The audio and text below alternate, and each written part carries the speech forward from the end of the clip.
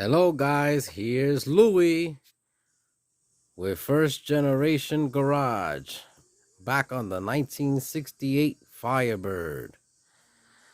So this is going to be one of my last rust out panels to change on the 68 Firebird for the shell. Speaking about the shell only, because I still have a little repair to do under this door.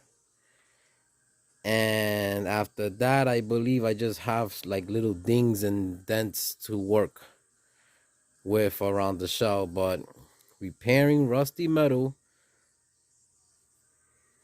I really only have two more spots on the shell, complete shell here. Body. Right here, this lower quarter panel piece where it meets the door is rotted out down here, as you can see. Right here, I know this rust spots on the rockers, but believe it or not, I hit it with a screwdriver and that's pretty much surface rust. So I'm just gonna sand that down, treat it with a rust converter, maybe use a little fiberglass on there, sand that down, and prime it. Now here at the door jamb, it's really rotted there. That's rotted right through. And I was lucky enough that Jonathan at Vinyl Village Garage, my Firebird brother over there, that I love very much, he sent me this the other day. He even autographed it for me. I'm gonna save this, hang it up in the garage. I just need this lower piece right here. Cut this sucker out, weld it there, said and done for a couple of more years. So guys, this is my two last repairs basically on the body on the car, like I explained myself, except the doors. After that, I'm pretty much done with the body, just sanding her down. After that, sanding her down and fixing whatever else little filler work I need to do to it here and there, and get her ready for some primer. I'm gonna leave, my goal is that I'm going, and my plan is that I'm going to leave the whole entire car prime while sanding the car, because she's gonna stay like that for the winter. Next year spring, I will start doing my block sanding and getting the shell a step closer to actually spraying her down with the color that I chose this Firebird to be, which is not going to be the original color. The original color of this car is that Rendero green, which it's not a bad green, but I have a green car already, my 67. So I don't want to have two green cars in my collection. If this was a 400 matching numbers car, I would have gone 100% to back to factory as close as I can.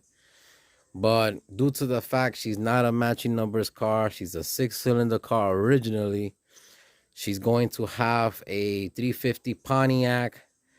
Behind that 350 Pontiac is going to be a 4-speed automatic, a 200 R4 transmission. I hope I'm saying that right, or 4R, whatever. I think it's 200 R4 transmission. Is originally Chevy transmission. It's going to be my first time that I put an overdrive in one of my Firebirds. So I'm dying to check that out. I heard a lot of good things about that. And at the back, I'm going to keep the original rear end, which is a 10-bolt non-posi 355 gears. I want this car to be a nice driver. I want to enjoy it in the highway. I want to enjoy it locally. I just want to enjoy driving this car. So let's see if the overdrive transmission works out great. I might be changing the 67, which had the turbo 400, and my 69 that also has the turbo 400.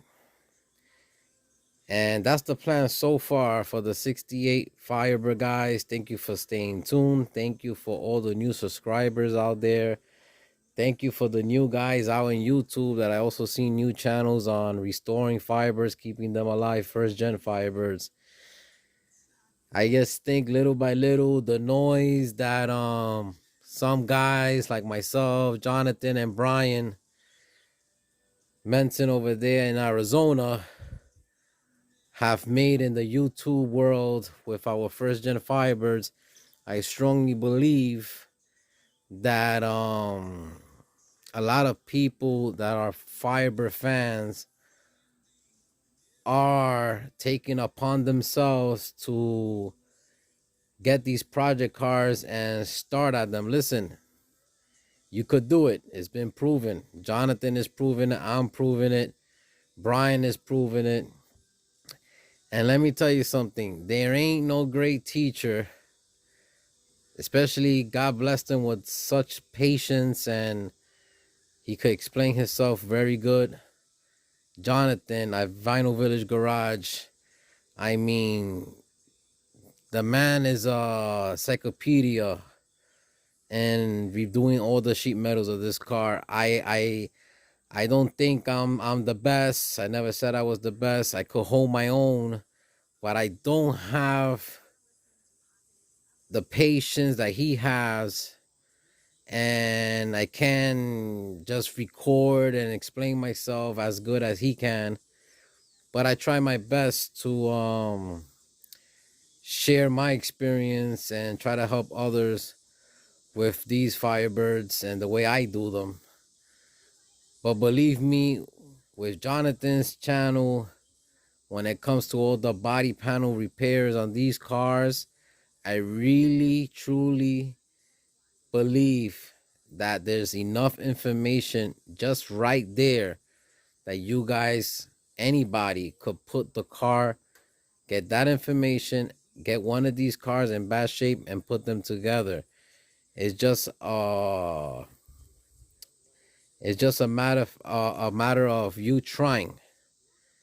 If you don't want to try and you don't want to put your energy and your effort like we do, you ain't getting nowhere. Because one thing I could guarantee you is these cars do not build themselves. They do not build themselves, all right? You don't buy them like this, wake up the next day and she's all restored. No. Blood, sweat, and tears is what it takes to build these cars. All right, guys.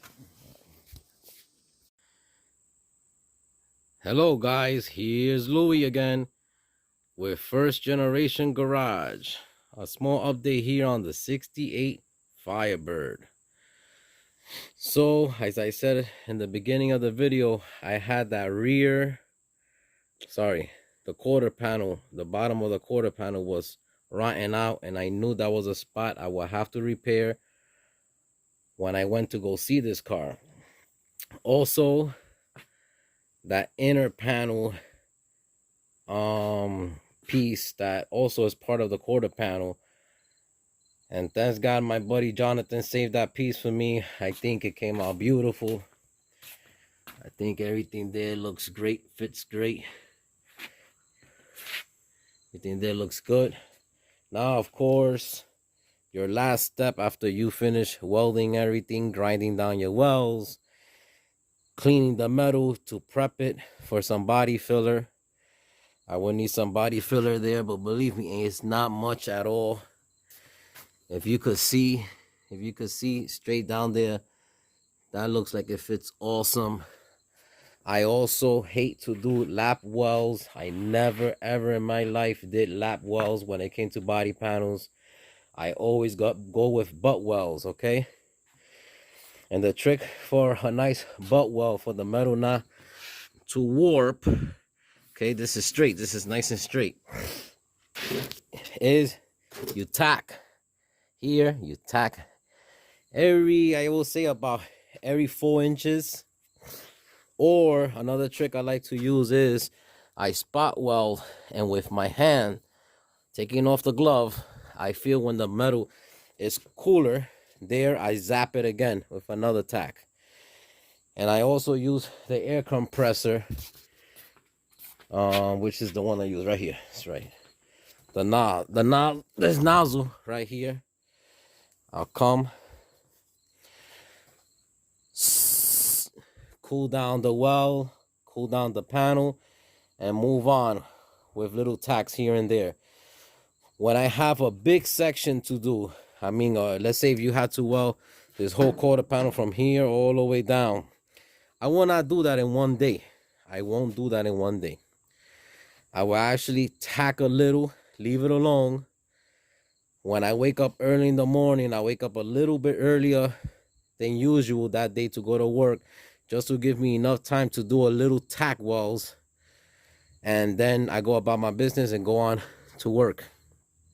When I come back from work, I also go again around the panel, give it a couple of more tacks. When you come to see you're done, when you feel it with your hands, you don't have no warp, no warpage, okay? No distortion on your metal. Believe me, it's metal. It's gonna have a little, but it's not a whole lot. The more you warp your metal, those panels that you're working into the car, the more work you just created for yourself. Maybe you will have to cheat a whole lot with a whole bunch of filler, okay, hammer and dialing, and you know, at the end it's just more work, more work, more work, and more work. Anyway, with that said, that's the way I do it. When I finish doing the filler work here and block sanding that down, getting it as close as to almost finish, I prime it, of course, to protect it. I want to paint, priming inside the wheel wells where I did the flow work to the car and the rear frame rails, and there, and I have to do also the driver's side, which is the other side. This is all filler, all bondo, because unfortunate when they put the quarter panels to this car, which this was factory real Pontiac factory OEM quarter panels, okay? They close to 14 gauge, very close, not exactly, a little slim than 14 gauge, but I put my measuring tool on it, and it's very close to 14 gauge. So it looks like this car was in an accident in its early life, and the guy that got it fixed at that time, the body shop was able to get OEM quarter panels, but they did a lap well. You can see it. You can see it right here. That to me sucks. It's no good. You can even see some abrasing here on welding. So what I'm gonna do is I'm gonna grind that line down as close to possible to get it here. I could even cut it, put the metal like a butt weld it up, and I would need less filler than this baloney here they have going on here. But thanks God there's no rot underneath. It's solid. I have that also to do. My plan is to prep the body before the winter comes, so the whole car, all the body work be done, and I also will prime the whole entire car. Okay. Next thing I did was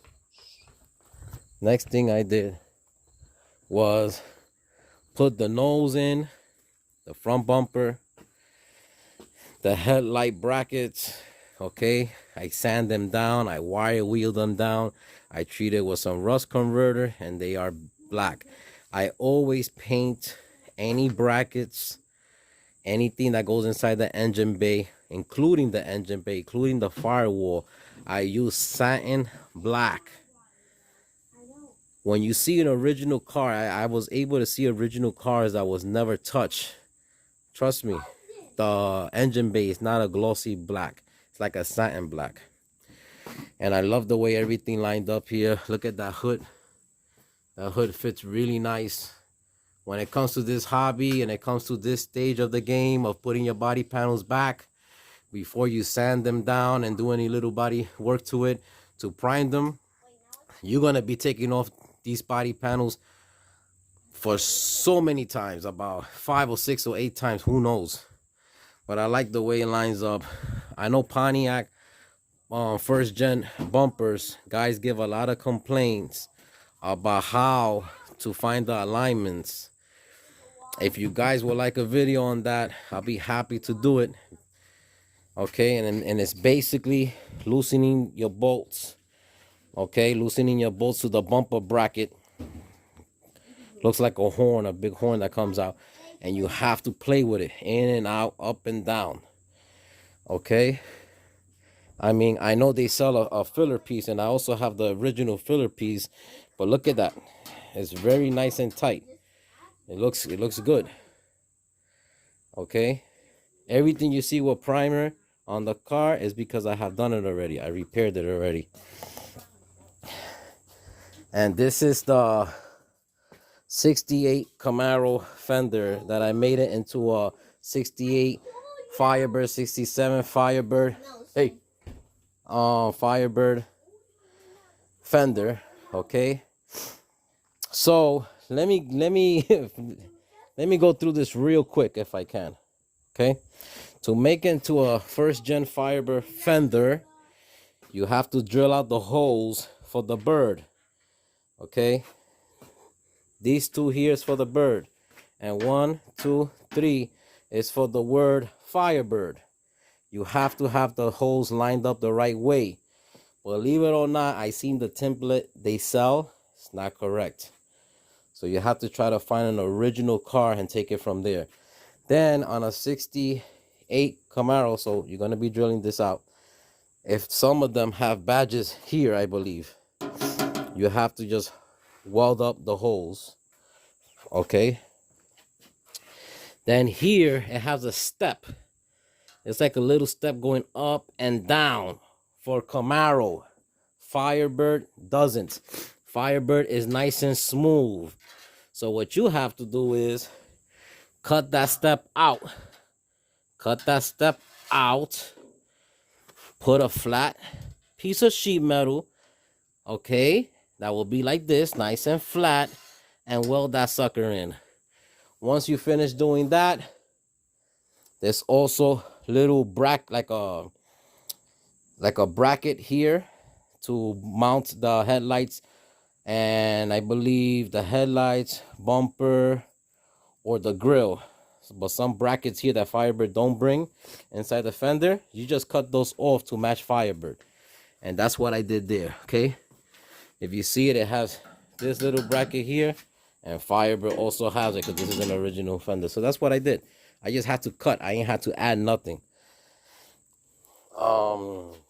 So like I said, I'm very happy so far. The car's coming out really nice. Really nice. Okay, if you go and follow my one of my very first videos on this car was repairing the firewall.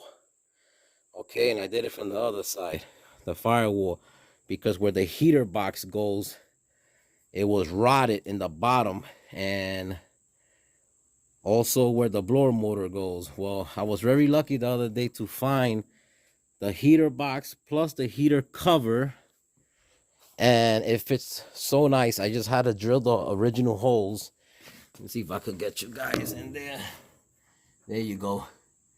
Everything fits so beautiful in there. I mean, I was so happy. I had a big smile on my face that one of the first repairs I did to this car, and the box is finally on the car. Okay, that's the engine bay. Everything in the engine bay so far is painted. All right, guys, so the last thing on my list to show you guys, then I'm pretty much done with the video. I'm gonna have a special person visiting me very soon here in Pennsylvania. I'm very excited about it. It's like a lost brother that you never knew you had out there. You know, that's how I feel. I feel like he's a very, like a brother of mine. Me and him are so passion. Sorry, we have the passion for this hobby, and we just love these cars. We love to save these cars, and I'm not bragging. I'm not the best out there. I never said I was the best, but I pretty much could save any car if I feel like it. any condition. I'm very confident in myself that I could put it back together, and I know he can. I definitely know he can. And I'm talking to you about Jonathan from Vinyl Village Garage. He is coming to Pennsylvania very soon now to come and visit me. And my goal for that day is to put my transmission and my motor together so he could help me put it in the car. That's a Pontiac 350. She runs beautiful. I used to have it inside my 69 Firebird, which it is a 69 motor. And this over here is a 4-speed automatic. It's a 200 R4. So between tomorrow till he gets here, I'm going to be working on this beautiful Pontiac 350 right here, cleaning her up, paint her the right color. She is the right color, but repaint her. And let's see how far we could get once he comes. Guys, thank you very much. This is an update on the car, the 68 Firebird, and she's coming back to life. Bye-bye now.